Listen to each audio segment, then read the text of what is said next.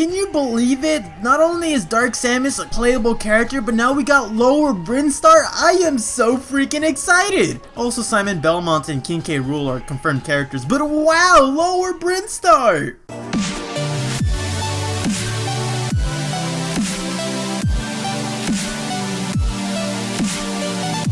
So there's a lot of Smash Bros news that people are really hyped about. Stage transitions, a lot of new characters being introduced, and a lot of cool little mechanics and gameplay. But the thing I want to talk about is just the Metroid related stuff in Smash Bros. Now the biggest piece of Metroid news is the fact that Dark Samus is now an Echo character and official character in Smash Bros. Another Metroid representative. One of my favorite franchises now went from only having 2 characters to 4. 2 of the biggest villains of all time in Metroid joining the roster. I am freaking blown away, and I really am genuinely excited that Dark Samus is in the roster. I'm slightly bummed that she is an Echo character, because Dark Samus does have a lot of unique features and abilities and movesets that could be a cool unique character. Just look at her assist trophy with the phase-on bullets and the phase-on bursts and all that sort of stuff. She does have a lot of unique properties, but you know, I do understand. Sakurai does have a lot of things going on right now. I can't imagine how the hell he must be going through trying to get all these third-party characters in Smash Bros, as well as trying to add in these cool features, mechanics, gameplay tweaks, and innovations to the Smash Bros. Series. With these Echo characters, they're just cool little ways to add in more representatives of favorite franchises, while at the same time not wasting too much time on trying to flush them out. So with Dark Samus, it was either she would be an Echo character or not a character at all, and I completely understand that. Besides, it's kind of funny, Dark Samus being an Echo character. She was introduced in a game called Metroid Prime 2 Echoes. It's a kind of cool little nod. Actually, Dark Samus was first introduced in Metroid Prime 1.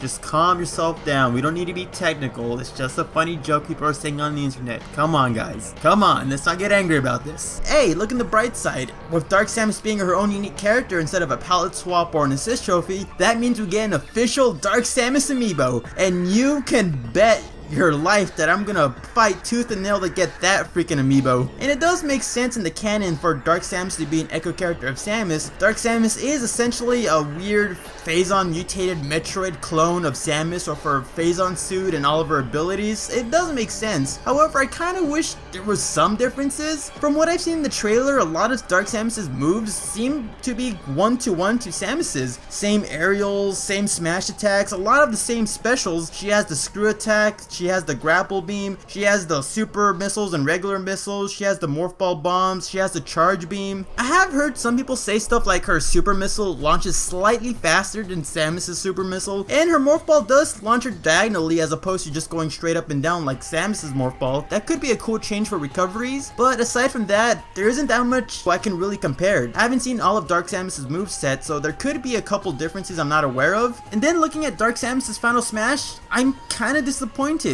I know I love giant laser beams of death because they're really cinematic, and honestly, another zero laser is pretty cool, but I don't know, final smashes, since they're just finishing moves that look really spectacular, it would have been a cool excuse to just give Dark Samus a bunch of her phase-on abilities as just a cinematic. Have Dark Samus go hyper mode and spawn a bunch of her clones to attack one character. That would have been extremely cool. And I swear, they better name this final smash the Hyper Beam, because if they name it something like the phase-on overdrive or something like that, I'm gonna be angry. I'm angry that they didn't name the zero laser the Hyper Beam, so if they don't name this the Hyper Beam, something's gonna burn down and it's probably gonna be my room. But it looks like she's gonna be a pretty clean, close carbon copy of Samus. Hey, but at least aesthetically, she is so freaking cool. The way she floats around, all emotionless but elegant. The way she dodges with little effort, because she's literally that powerful. It's so freaking cool. Just look at her victory animation. That is freaking epic, and I am really excited to just see Dark Samus out there. And so far we got one confirmed skin for Dark Samus. It's just a violet variant of her normal suit. There's no real references here, but I'm hoping to see a red variant which pay homage to either the phase-on suit, which was the original suit Dark Samus stole, or just red phase-on. And also low-key, I'm kinda hoping there's like an SAX skin. I know it's gonna look exactly like the color scheme for Samus's Varia suit, since SAX also has Samus's Varia suit, but still though, it'd be pretty cool. In general, I am excited that Dark Samus is an Echo character. I really hope that she would be like a faster, much more powerful, but at the same time floatier version of Samus. That would be a cool way to differentiate both characters. Still though, Dark Samus, another Metroid rep. I can't get that wrapped around my head. But Dark Samus isn't the only Metroid news out there, because it's been confirmed that Lower Brinstar is returning as a Smash stage. stage. And with Lower Brinstar appearing in the new Smash game, it's being redesigned and updated with an HD render of freaking Kraid. I am so freaking excited. He looks almost exactly how he's portrayed during Metroid Zero mission with the red eyes and how his face is supposed to be shaped. And it seems like Lower Brinstar works exactly how it did in Melee. Kraid comes out of the lava, attacks the stage, and causes it to rotate in weird angles. Although I kinda wish they updated it so like Lower Brinstar is not filled with lava. Brinstar isn't really recognized for its lava, that's Norfair's thing. If anything, it would have been cool if Kraid like went underground under like a sea of like sharp plants or spikes. You know how he appeared during Super Metroid, just coming out of that room full of spikes and vines. It would have been cool to see that, but then again, it wouldn't make sense for a giant kaiju to just fall underneath a pile of vines, so I guess lava makes sense. Sadly, there's a couple stages that are still missing in the Metroid series. For starters, Planet Zebes. Now honestly, I don't expect Planet Zebes from the N64 game to actually make an appearance. Planet Zebes essentially got remade into Brinstar, which is just the same exact stage, just slightly designed differently. Both stages are supposed to represent Brinstar, both stages have beta acid just rising in random rates, and so I wouldn't expect Planet Zebes to return. And the other stage that doesn't seem to be returning is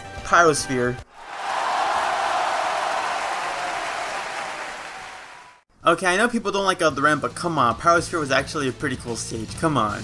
With Pyrosphere not returning, I guess some people are kind of happy because that gives them an excuse to forget about Other M, but I don't know, I'm pretty sure a lot of people would have been happy with like playing as Ridley and literally beating up Other M's clone of Ridley. It would have been a cool thing for a lot of people, but I guess I do understand why Pyrosphere was removed. With Ridley being a playable character, the whole gimmick of having Ridley be your partner or attacking the stage and defeating him to get a point is no longer really needed because Ridley can be a character and your ally or your enemy in any stage. You don't need him to be a boss character and all that.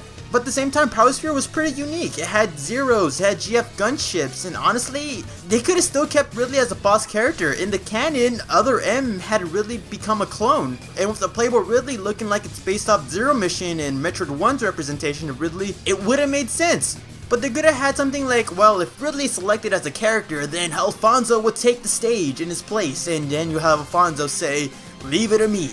But still though, it's kind of sad that I don't see Pyrosphere returning. Now it's not confirmed that they're not returning, but at the moment, it's been stated that not all stages are returning, and if these stages didn't make an appearance, then it's safe to say that they're not going to make an appearance. Speaking of stages though, I've heard people say stuff like if Dark Samus is a playable character now, she must have a whole unique stage that's supposed to represent her. Maybe it's a Dark Aether stage that goes in between the light and dark realms, or it could be Planet Phase or Eutragus after being corrupted and all that sort of stuff. It would be a cool idea, honestly, another stage to represent the Prime games, but if you look at the Smash Bros website, I guess Dark Samus' stage is supposed to be Lower Brinstar, so I guess that's out of the picture. One more thing, it looks like every character has like their own unique stage they're supposed to represent. I'm assuming Classic Mode's gonna return, so obviously these characters would appear in these select stages as you go throughout Classic Mode. So why is Dark Samus' stage Lower Brinstar? Wouldn't it make more sense to give her, I don't know, the Frigate Orpheon, the only Metroid Prime stage in the series? Why not do that? Why couldn't we give, I don't know, Ridley Norfair? Since his lair is in Norfair, that's his place, it should be Norfair. If you give Dark Samus and Ridley those stages, that means Samus and Zero Suit Samus both have Brinstar and Lower Brinstar, which makes so much sense since Brinstar is the first location you get to explore as Samus, and since Samus and Zero Suit Samus are the same character, it would make so much sense for them to have stages like Brinstar and Lower Brinstar since they're in the same area. Am I crazy for just getting annoyed by that? I can't be the only one. This is, I don't know why, it's just looking at this kind of annoys me. But at the same time, I don't really care that much because it's just stages. As long as I get the characters I want,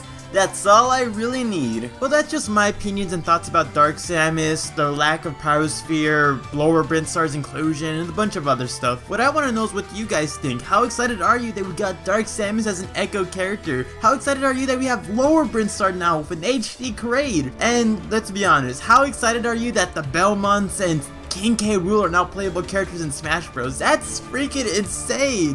Whatever you think, feel free to leave in the comment section below. With that being said, I'm the Metro Trainer. I hope you like, favorite, and subscribe, and stick around for next time, because I'll be seeing you later.